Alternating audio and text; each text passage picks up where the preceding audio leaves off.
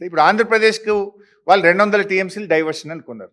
వాళ్ళు ఎంత ప్లాన్గా చేస్తున్నారు? ఇప్పుడు 47 సమ్మక్క వదిలిపెట్టాలట, మనం 15 మాకు గోదావరిలో సేవింగ్స్ ఉన్నాయని పెట్టిండ్రు, 45 ఈ ఇంటర్లింకింగ్ ఆఫ్ రివర్స్లో ఆంధ్రప్రదేశ్ షేర్ అంటున్నారు.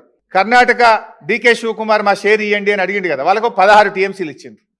ఇస్తే కర్ణాటకకి ఏం చెప్తుంది ఆంధ్రప్రదేశ్, మీరు పైన 16 టీఎంసీలు కృష్ణాలు ఆపుకోండి, మేము మీ 16 కింద గోదావరిలో మేము తీసుకుంటాం ఇడా అంటున్నారు. కృష్ణాల మీద ఆపుకోండి, మేము కింద 16 తీసుకుంటామంటున్నారు. అంటే కర్ణాటక ఈ 16, 45 ఆంధ్రప్రదేశ్ షేరు. ఆంధ్రప్రదేశ్ క్లెయిమ్ చేస్తున్న, అది కూడా నిజం కాదు, క్లెయిమ్ చేస్తున్న గోదావరిలో సేవింగ్స్ 15, మన రాష్ట్రానికి హక్కుగా ఉన్న 47 సమ్మక్క వదులుకోవాలన్నట. మొత్తం ఇదొక 123. తమిళనాడుకి ఇస్తామన్న 44. ఈ 167 టీఎంసీలతో ఇప్పుడు పోలవరం బనకచెర్ల మేము కడతాము అని వాళ్ళు పావులు కదుపుతున్నారు. ఇప్పుడు 167 టీఎంసీలతో దీనికి సంబంధించి ఒక 2-3 నెలల నుంచి డ్రామా నడుస్తుంది. సీక్రెట్గా చేస్తుంది అంతా.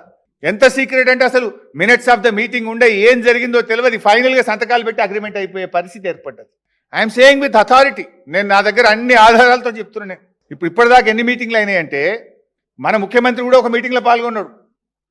మార్చి 26, 2026 ఆంధ్రప్రదేశ్కు యొక్క సెక్రటరీ వాళ్ళు కూడా ఇక్కడికి వచ్చిండ్రు. యూనియన్ సెక్రటరీ ఒక ఆయన కాంతారావు, ఈయన కూడా ఆంధ్రప్రదేశ్ మూలాలు. అసలు ఆయనకు ఆ పోస్టింగ్ ఎట్లా వచ్చింది? చంద్రబాబు ఎంత వ్యూహాత్మకంగా అడుగులు వేస్తున్నాడు.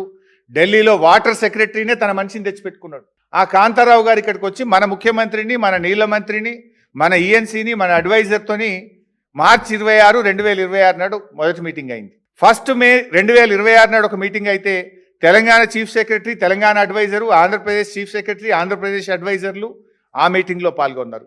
8 మే 2026 నాడు ఇంకొక మీటింగ్ జరిగింది. 11 మే ఆంధ్రప్రదేశ్ ముఖ్యమంత్రి ఢిల్లీకి వెళ్ళి కేంద్ర నీటిపారుదల శాఖ మంత్రి సిఆర్ పాటిల్ కుర్చీలో కూర్చొని సిఆర్ పాటిల్ సమక్షంలో వాళ్ళు ఇంకొక మీటింగ్ పెట్టి ఈ ప్రాజెక్ట్ని ముందుకు తీసుకుపోవడానికి ఒక మీటింగ్ జరిగింది. ఇన్ని మీటింగులు జరిగితే ఏ మీటింగ్ దనే మినిట్స్ ఆఫ్ ద మీటింగ్ ఉందా? బయట పెట్టండి. ఎందుకు ఇంత సీక్రెట్గా ఈ మీటింగులు చేస్తున్నారు? ఈ మినిట్స్ ఆఫ్ ద మీటింగ్ ఎందుకు బయటకు వస్తలేవు? ఇలా ఇంకా జోక్ ఏంటంటే, మన తెలంగాణ తరఫున ఈ మీటింగ్లకు ఎవరు పోతారు? చంద్రబాబు నమ్మిన బంటు, తెలంగాణ రాష్ట్ర ప్రభుత్వ సలహాదారు ఆదిత్యనాథ్ దాస్ పోతాడు. తెలంగాణ ఇంజనీర్లను కూడా తీసుకుపోతలేరు ఈ మీటింగ్కు. మన ఇంటర్ స్టేట్ ఇంజనీర్లను కూడా మీటింగ్ లోపలికి పోతలేరు. ఏమైతుందో మన తెలంగాణ ఇంజనీర్లకు కూడా తెలియనంత సీక్రెట్గా చేస్తున్నారు. అంటే ఇప్పుడు రేవంత్ రెడ్డి దొంగ చేతికే తాలపు ఇచ్చిండు. ఎందుకంటే ఆదిత్యనాథ్ దాస్ ఎవరు? 10 ఏళ్ల పాటు ఆంధ్రప్రదేశ్కు ఇరిగేషన్ సెక్రటరీగా తెలంగాణ ప్రాజెక్టులకు వ్యతిరేకంగా పనిచేస్తూ చివరికి కోర్టు చేత చీవాట్లు తిని జైలుకు పోవాల్సిన పరిస్థితి వచ్చింది. ఆయనను తెచ్చి తెలంగాణ అడ్వైజర్ పెట్టుడైంది. ఈ మీటింగ్లన్నీ ఆయన తెలంగాణ ఇంజనీర్లు కూడా లేకుండా ఆయనే పోయి ఈ మీటింగ్లు అటెండ్ చేయడం వెనుకనే స్పష్టమైన కుట్ర కనబడుతుంది. అదే బాబు కన్నుల్లో రేవంత్ రెడ్డి ఆనందం చూడాలనుకుంటున్నారు. తెలంగాణకు ఏమైనా పర్వాలేదు అనేటువంటి దిశగా ఈరోజు ఆయన పనిచేస్తూ ఉన్నారు.